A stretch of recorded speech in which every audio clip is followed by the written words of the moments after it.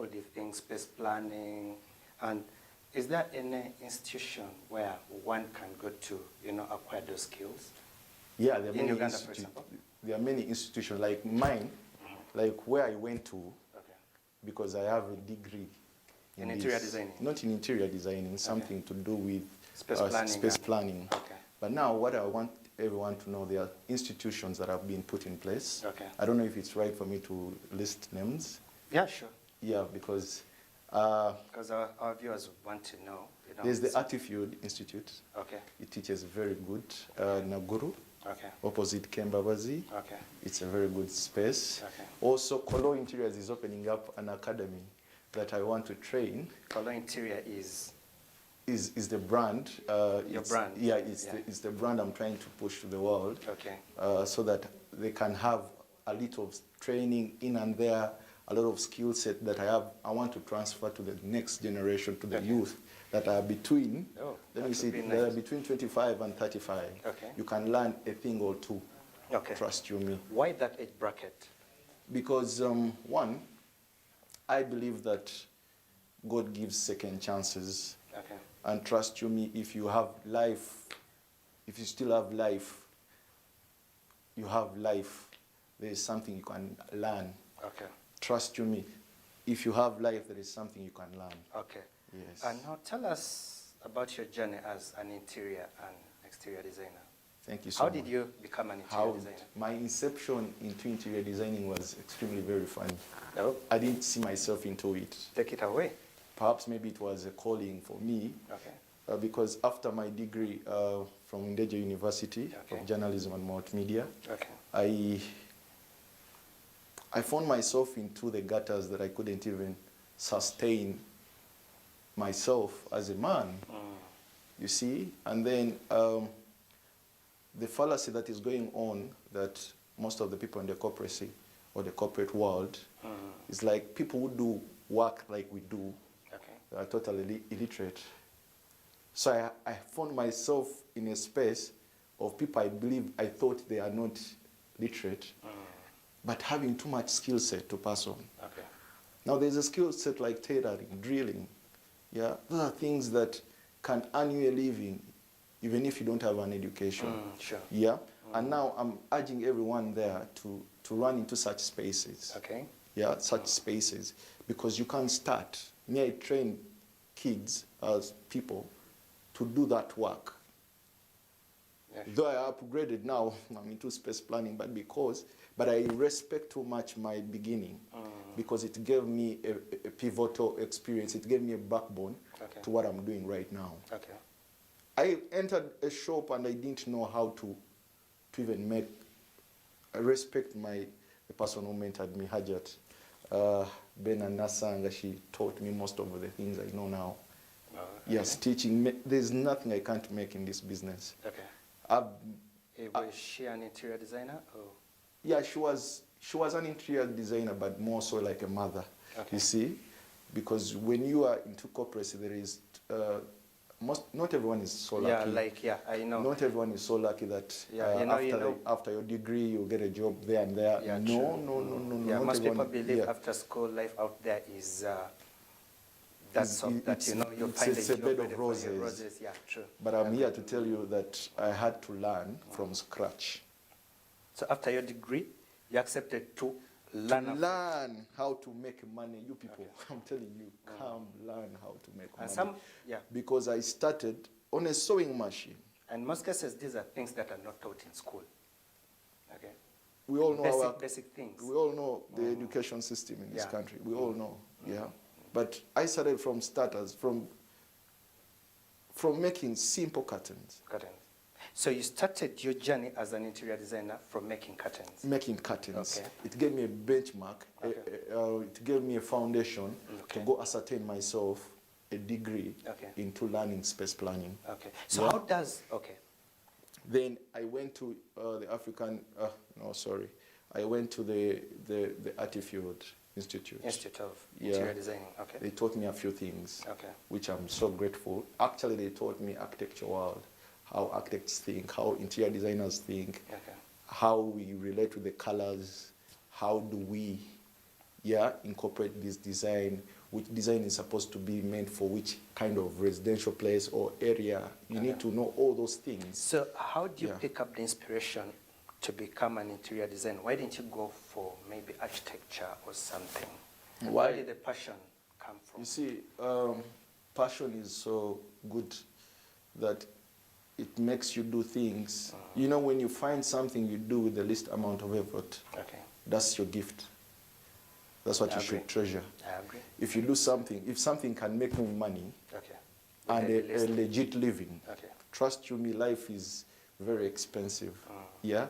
But if something can, you know, can bring you a living, Okay. you should treasure that. Yeah? I may have done something else, but I think to me this is more than a calling. Okay. Yeah, and it's so much more of a passion. Okay. And that I want to implore everyone that if you find that thing that you feel you can do with the least amount of effort, Okay. then you have found yourself. Okay. Thank you. So after your training at Field, how Yeah. do you get into the market to try and convince clients that you can do interior designing work? Now, I'm thankful for Hajat. I'll share some images with Hajat. Perhaps me can show them to the world. Okay. But Hajat was a mother. Okay. Yeah. Was a mother. She made me love the business. Okay. She used to send me places. Okay. You go deliver this for me. Okay. And I was acquiring some knowledge. You know, there is what we call tacit knowledge. Yeah, knowledge you acquire as a result of you doing something. You get what I'm saying? So I learned a lot of things just on job. Okay. You get? Okay. Yeah. I learned how to, make transactions, how to speak to people, how to sell. It's very key in this business. Yeah, because we have the competitive edge, but we are not here to compete. By the way, we are here to partner with people who can make serious business. And okay. yeah. So at this point, you become an interior designer. Yeah. But let me ask. So you're now in business of interior designing. How do you get to convince people? Someone you've never. Now we are looking at your first projects. Yeah. You've not done any pieces of work. So how did you get to convince people that you could do the interior designing work? Dear viewers, I've been in this business for 6 years. Okay. So I'm bringing 6 years of experience right now on this seat. Okay. And now I'm telling you that I've been to many places. You see, once I work for you, once we serve you as Color Interiors, trust you me, a smile is guaranteed. Oh, you won't that's look no further. That's Because let me tell you, most of the jobs, most of the works, most of the projects I've embarked on are as a result of referrals. Okay. So when you get an opportunity to bless someone with your work, your artifact, trust you, we make a statement. Yeah, true. There is no person I've worked for, or we have worked for, or we have served that has issues or complaints. Trust you me, I usually go back and I see what has gone wrong. Yeah, that's the reason why I'm telling you, when you get an opportunity to bless people with your work, do it at your best. And that's what I've tried to emphasize. Have you been able to get any reviews from most of your clients? Yes. Okay. They have referred me to many places, many institutions, many offices, many homes. Okay. Yeah, prominent places, prominent homes. In fact, I've been blessed that I think I'm one of the most traveled interior designer here in Uganda. So if I may ask, Yeah. what is the state of the interior design industry in Uganda today? The space is still big, and as a result of COVID-19, most of the players, you see, we are dealing in a business that is capital intensive. So most of the players actually, let me say, fled, or flew the business. They are no longer no more. They are actually outside country. Yeah, but there is still room.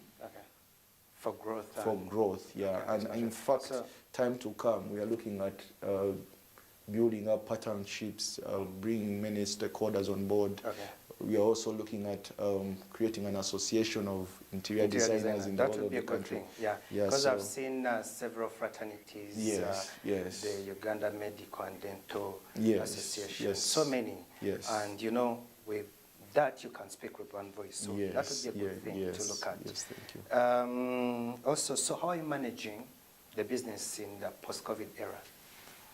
Now, one, Do you still get clients as you used to? And what COVID did to the business acumen in this country didn't only affect the interior business. Okay. I think it affected the world globally. Okay. The economic sector, in Okay. fact, the more so the informal sector. Informal sector. In fact, most of the business collapsed. Okay. They collapsed. Collapsed, But yeah. one,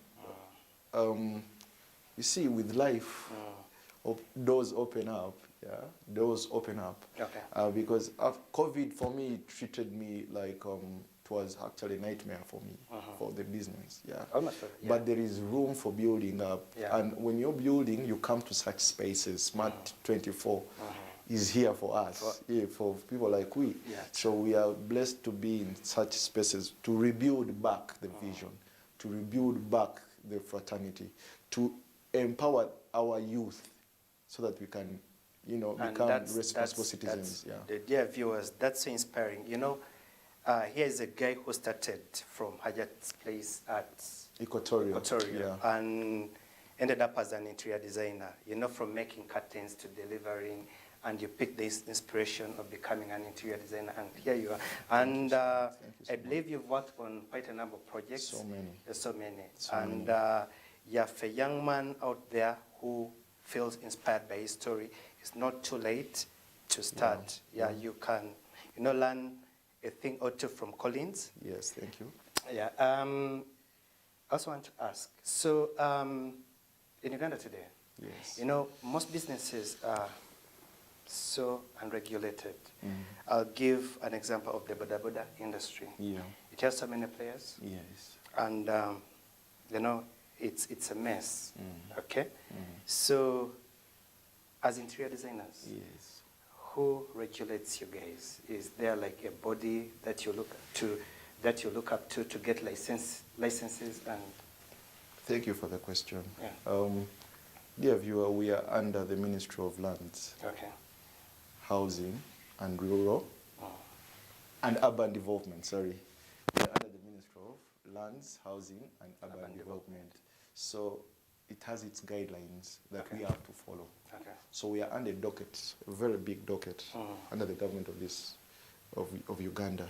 So we need to abide by that. But for future perspectives, plans, we want to come up with an association that will govern our work. Okay. We want to have copyright, so that our works are not shared the way people, there's a lot of plagiarism. People are sharing, stealing our works. Yeah, you do a piece, and then you see it on someone's social media.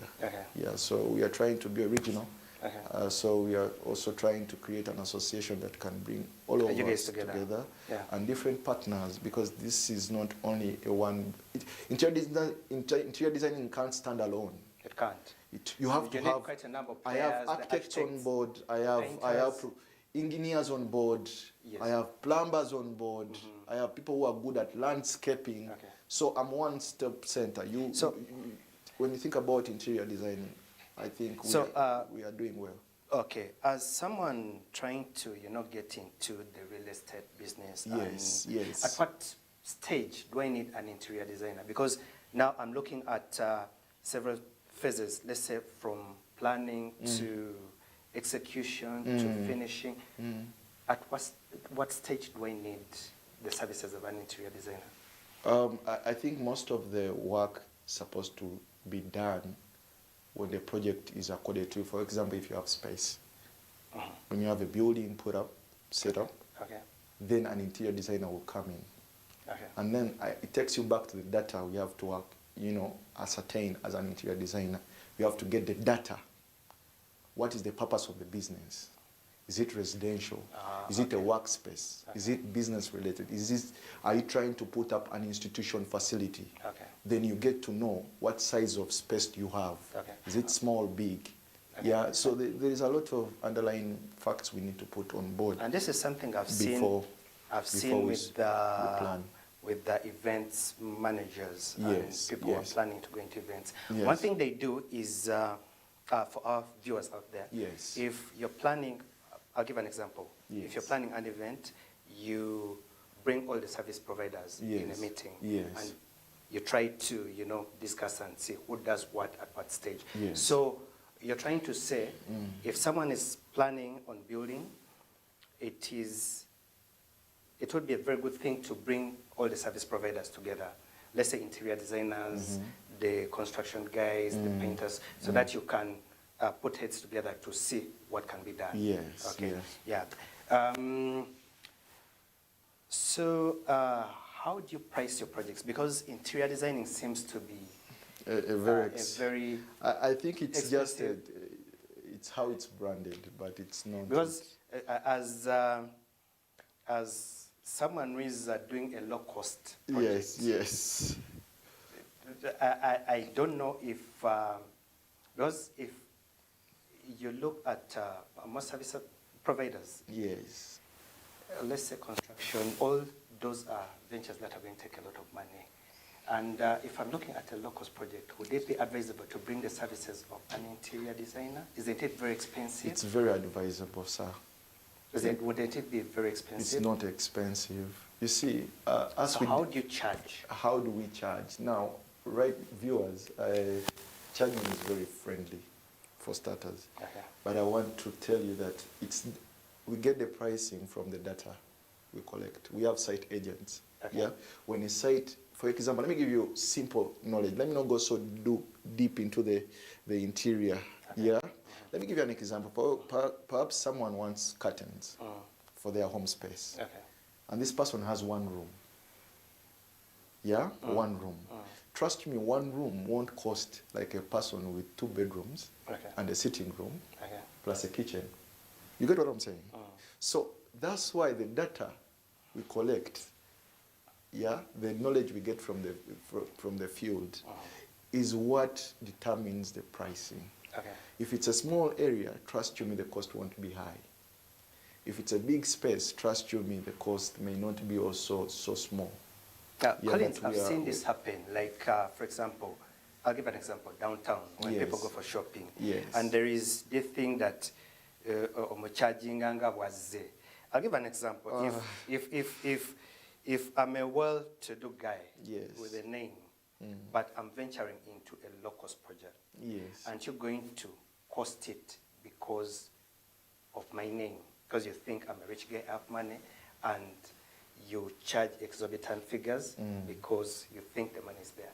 Or would you charge according to the project? Now thank you so much for the question. Now that's where the other first question you asked me of the difference between a decorator and an interior designer.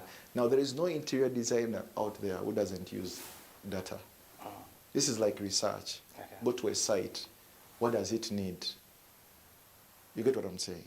Now, a decorator will go for someone who look good suit like yours, someone good looking, someone who looks like he has a very big financial base. Trust you, a decorator will charge you based on what you look at. But us, we look at the project. We get the data, the size, the purpose. Yeah? Okay. What, for example, if it's a staff, if it's overcrowded, we want to create space. Yeah? We have to look at the tasks of each employee. What do they do? Actually, what do they do? You get what I'm saying? It's a bit managerial. We have to talk about the managerial. That's why actually most of the times we get problems, because trust you me, if the information you get from the field is incorrect, you can't do a proper plan. Okay. So it's all about the research you have carried out, the findings actually, the findings from the research project that we have ascertained as a company. Okay. So we need to look into the data. What do we need? How big is the space? What are we doing? So it all goes down to the details. It's not all about the perception, sir. Okay. Property 360 takes a break and we're back shortly.